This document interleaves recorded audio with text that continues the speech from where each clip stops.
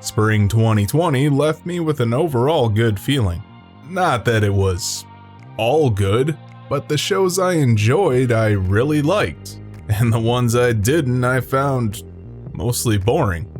Now that the season is winding down, it's time to look back on what we had and talk about why I liked a particular show, if I'd recommend people watch it, and slap a number on each one for some arbitrary score. So enough wasting time, let's just dive right into it. For my top tiers this season, it was definitely dominated by comedy. There really just wasn't much of a contest. Even the more action-oriented show I did like had a heavy comedic influence. These are the shows I would actively recommend people to watch, because, well, I thought they were good. No surprise, I liked Kakushigoto. A lot, actually. I gave glowing praise for it in my season preview, and it certainly did not disappoint, for reasons I'll go into. Created by the same author as Sayonara Zetsubo Sensei, it shares a lot of DNA with that series in its comedic style. It's absurd humor taken to the extreme, filled with punny jokes for a cheap laugh. But what kept me coming back each week was the drip-fed story about a family. The dad, drawing a raunchy manga for a living, is embarrassed and doesn't want his daughter to find out, so he goes to great lengths to keep her oblivious. The mom is out of the picture, and the girl is almost obnoxiously innocent to a fault. For something as simple as keeping a secret taken way too far, the show fills it with a ton of wholesome bonding moments that draw you into the characters. Definitely worth a look. I picked up Kaguya-sama late this season because I needed to watch the first season before getting into the second that aired this time around. That was a mistake that I'm rectifying right now. If you're sitting on this series, it's a fantastic look at teenage love between two people who are absolutely perfect for one another. But that's also sort of the problem.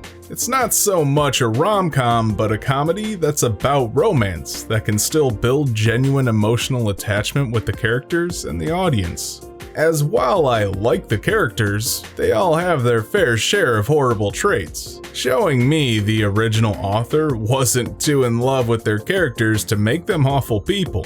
I found that it expands on that standard will they won't they dynamic in a believable way that's a goldmine for comedic situations. This series marries some of the best aspects of fast-paced comedy one would typically find in a 4-koma, but keeps an overarching plot with continuity that matters, allowing for actual character growth. Not to mention some fantastic animation all around, showing the studio cared as well. Trigger dropped brand new Animal on Japanese Netflix this season in 2 massive chunks. It's a bit hard to recommend this series, as, while I liked it a lot, it relies heavily on the studio, as Trigger is almost its own genre. But at its core, it's an action comedy that tells a decent story, that also happens to be incredibly topical at the moment dealing with racism and classism. Though I'm sure the anthropomorphic animals will turn a few viewers off anyway. Comedic action scenes build excitement here, and while that's enough eye candy to get the average viewer watching, I feel this series does fall a bit behind in the tail end. Another episode or two could have done wonders for the pacing, but I found I still enjoyed what we got, so overall it's worth a watch. Yesterday, Utatte was teetering on the brink from a highly recommended series to just okay for a while.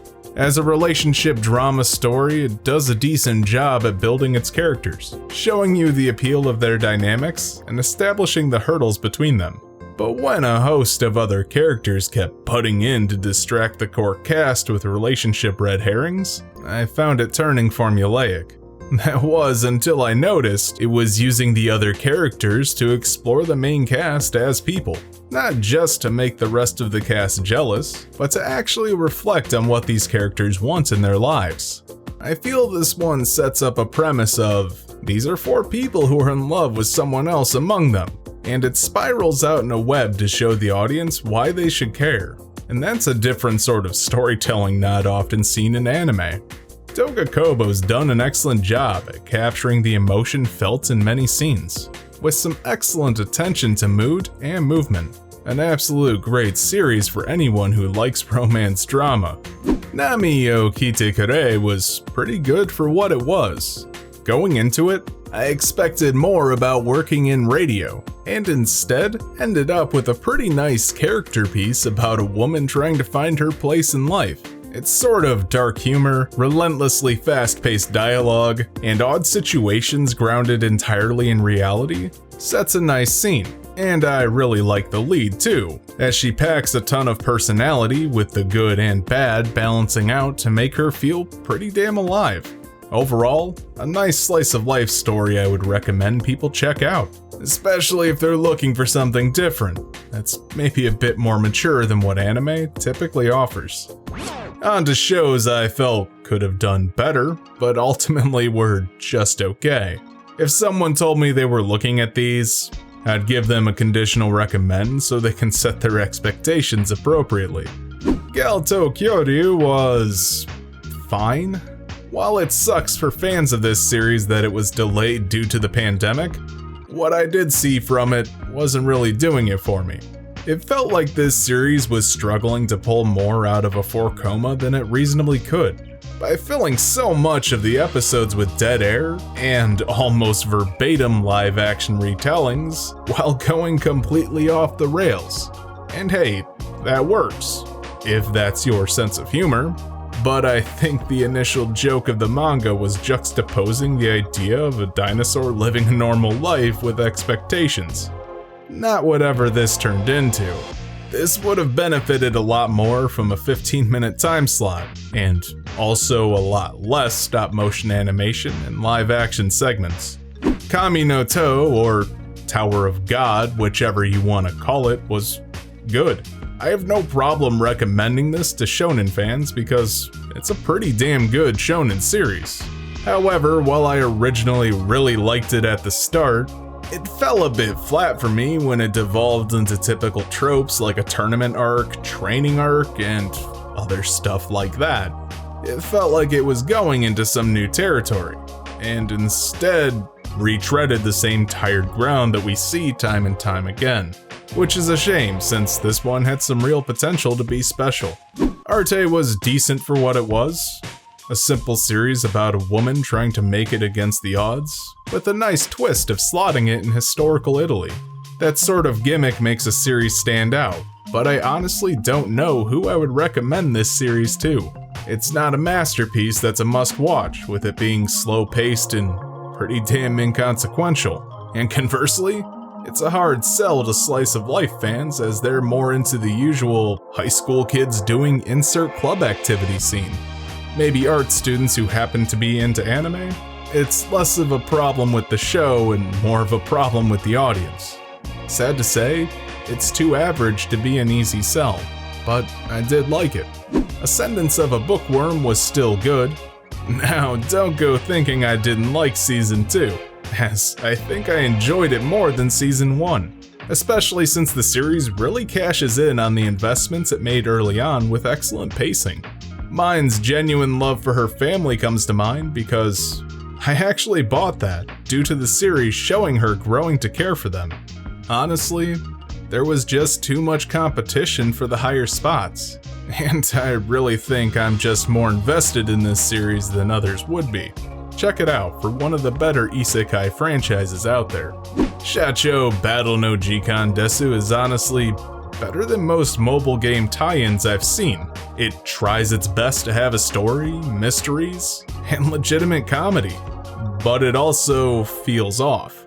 It's hard to explain, but everything in this series seems to lack consequences as it's solved off screen, or with very little inputs from the characters, so it feels incredibly lighthearted, which is fine, but I'm having a hard time caring since it doesn't have much impact. Which is weird, since I feel like the people working on this one cared quite a bit. That makes me think it's less a studio issue, and more of a license one, as this is supposed to be a glorified commercial. Either way, it's just okay, and I really don't think people are going to be watching this after this season's done. And Jashin-chan Dropkick Season 2 is pretty much like the original one. It's okay if you like that style of humor, which is dark, gory, and mean-spirited with a ton of fourth wall breaks. And if you don't like that, you won't like this franchise, period. Oh good. Now on to the anime this season I really can't recommend, due to just how bad they were. These are either the series I dropped, or thought just fell apart at some point. I really wanted to like this show. I flip-flopped on Gleipnir a lot, thinking it was just okay to good to really can't bring myself to watch it. It started off okay, got pretty good around episode 2 and 3, and then devolved into a typical shonen tournament arc style thing with the main cast heading into the woods to fight other coin collectors. Look, they build a team and have insurmountable odds against stronger opponents in single battles. That's a goddamn tournament arc. There was really so much more that could have been done to make this one better, like keeping the monster of the week thing, or just keeping the main cast as loners trying to uncover what's going on. It really didn't need the whole coin collector shit, so it's just dipping below that threshold of not worth it for me. Especially since selling most people on the gratuitous ecchi is difficult enough, since it doesn't add anything of value. Holy shit, Tamayomi was bad. Like, really bad. Which is sad because this honestly could have garnered a bit of a fanbase quite easily. It's a sports anime with an entirely female cast, meaning all they really had to do was do a decent job at animating the series. Make the girls look cute and you've successfully landed on some waifu hunter's radar. What happened though was a goddamn shit show of epic proportions where the character models are bulky, and a hodgepodge of animation methods from 3D to standard 2D with wildly varying quality between them. And I mean, what the actual fuck is this shit? I know, they shouldn't be allowed to air this on television. But they did. This is a shot they forgot to zoom out on. This is just incredibly low quality. And this is some really bad compositing, not to mention the flow of shots during actual baseball. Yeah, that right there, that's supposed to be a hit, but it just holds the shot. What the fuck is this? Don't watch this. Just don't. Speaking of bad, listeners hit particularly hard because it was a massive disappointment. I was expecting this to be decent with a studio like Mappa behind it. It's a mecha series with a rock aesthetic using music as a theme, so it had the possibility to be something special. But instead I found a confusing mess of a story that really couldn't even bother to move itself forward. The characters didn't really want to be together, the actual conflict took ages to get off the ground, and when it all started to click, it was pretty much over already. I never felt like the story started in the first place, so I found myself watching characters I didn't really care about stumble around until the series decided to stop wasting my time, which it did quite well at. A huge disappointment, and not recommended for a watch. Alright, with that, let's slap some numbers on these so we can put this season down once and for all. Kami no To was a high 7 out of 10 for being really good at what it did.